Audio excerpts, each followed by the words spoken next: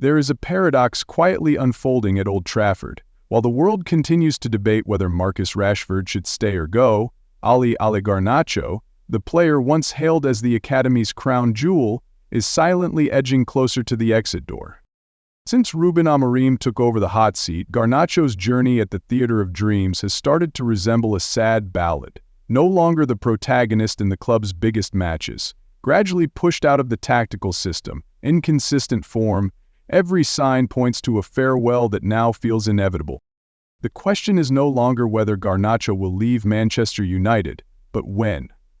The club's changing stance on the Argentine is not without justification, but it still leaves a bitter taste for supporters. Just 1 year ago, he was the golden boy of Old Trafford, the name that made fans rise to their feet every time he touched the ball. This season's numbers tell their own story. Garnacho is the second highest contributor to goals at United, behind only Bruno Fernandes, 10 goals and 9 assists, a stunning return for a 20-year-old operating in a disjointed, directionless squad. He brings that raw South American swagger. He dares to dribble, he dares to drive forward. That natural instinct has been missing at United since the days of Carlos Tevez. But perhaps it is Amorim's philosophy that has strained this relationship. The 3-4-3 formation, built on high pressing and exploiting midfield depth, has unintentionally turned the right flank, Garnacho's domain, into a playground for players like Bruno or Kobbie Mainoo, who prefer drifting centrally to dictate play. From a beacon of hope, Garnacho has become an outcast. Without the ball, he lacks mobility. In tight spaces, his technical flair becomes predictable, and in modern football, where the system outweighs the individual, getting left behind is only a matter of time. I have to do it my way. If I lose myself just to please everyone, then I am no longer myself. That stern message from Ruben Amorim was as much for the squad as it was for Garnacho. The philosophy is non-negotiable. Talent, popularity, academy roots, none of that matters if he no longer fits the plan. And Garnacho? He has chosen silence, no statements, no complaints. But on the pitch, the change is visible. The fearless Garnacho now plays with hesitation, with caution, perhaps even with self-doubt. Many have noticed the way he looks to the bench after losing the ball, as if waiting for a reaction, a signal. But when a player lives by inspiration, what remains if that instinct is lost? At another time, under another philosophy, Manchester United might have done everything to keep him, but now, his days at Old Trafford seem numbered. In this context, Garnacho's departure is no longer a shock. On the contrary, it is beginning to look like a logical and very pragmatic decision. Manchester United need funds, and not the complicated kind. They need clean money, pure profit on the financial books. Garnacho, like Kobbie Mainoo, is a homegrown product. If sold, the full fee counts as pure profit under financial fair play regulations. In a game where accounting rules grow tighter by the day, this is one of the few realistic paths for United to free up transfer funds while remaining compliant. Back in January, Napoli made an approach reportedly offering around £42 million. United valued him at £70 million and talks went nowhere. But things have changed. Reports in both England and Italy now say United are willing to accept just €45 million, roughly £39 million. And it is no surprise that there is no shortage of suitors. Napoli are the most aggressive. Manager Antonio Conte sees Garnacho as a key piece for his summer overhaul. With Khvicha Kvaratskhelia having already found a new home and Victor Osimhen expected to leave, Napoli have the money and they are willing to spend it. Chelsea have also tracked him since early this year. Bayer Leverkusen and Atletico Madrid are monitoring the situation quietly, but only Napoli have made their intentions crystal clear. When they want a player, they go all in.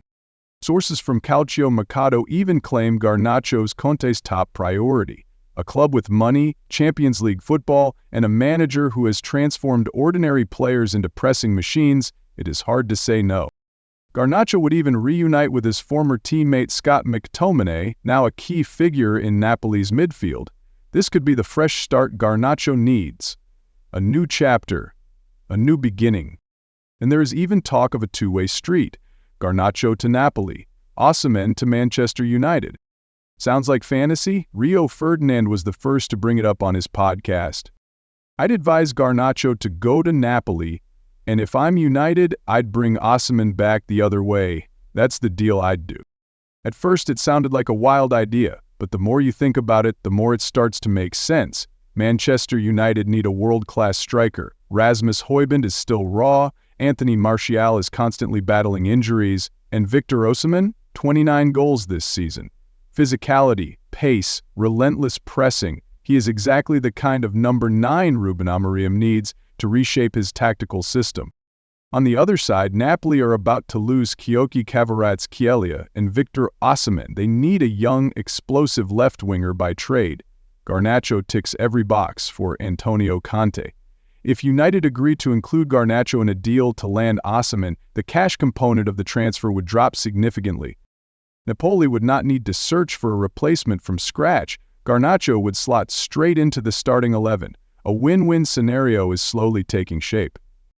This is not just any deal, it is a two-in-one solution. Strategic, streamlined, but only if all parties are serious enough to sit down and negotiate. Because this is about more than Garnacho staying or leaving. It is about executing a well-laid blueprint. Manchester United already have a replacement lined up, none other than Marcus Edwards, who is reportedly ready with a personal agreement, just waiting for the trigger on a £62.5 million release clause. It feels almost like a twin-track plan. Garnacho out, Edwards in, the lineup is restructured instantly with no need for adjustment or adaptation. Why Marcus Edwards? Because he is the kind of player Ruben Amorim always favors. Tactical, versatile, presses like a box-to-box midfielder. Unlike Garnacho, who is a pure winger, Edwards can drift wide left, drop into the number 10 role, or even play as a false 9 when required. That flexibility makes him a perfect tactical fit in Amorim's 3-4-3 formation. And the numbers back it up. 25 Premier League goals in the past 2 seasons. Elite off-ball movement, a sharp eye for space. He would not need a settling-in period, no adjustment in pace or intensity. Edwards could slot into United's system from day one. Just like Amorim once said, "I need a squad that can shift shape in seconds without relying on fixed positions."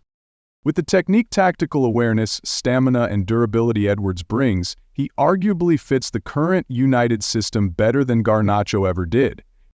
At Old Trafford, there was a time when Garnacho was seen as the flag-bearer of a new generation, a link between the club's glorious past and its promising future. But football does not always bend to expectation. Sometimes, to move forward, both player and club must make the toughest decisions. If this deal goes through, Garnacho would leave while still young, still hungry, and with so much left to prove. But that would not be a tragedy. It would be a new chapter, a clean slate. Leaving does not mean failing. Leaving to rediscover yourself, to regain freedom on the pitch, that might be the bravest and smartest choice he could make right now.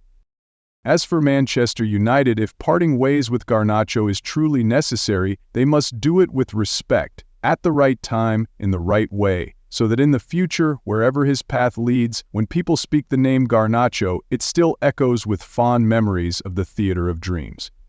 Because in football, you do not have to stay forever to become a symbol. Sometimes all it takes is one moment of brilliance, one spark that makes thousands believe in magic again.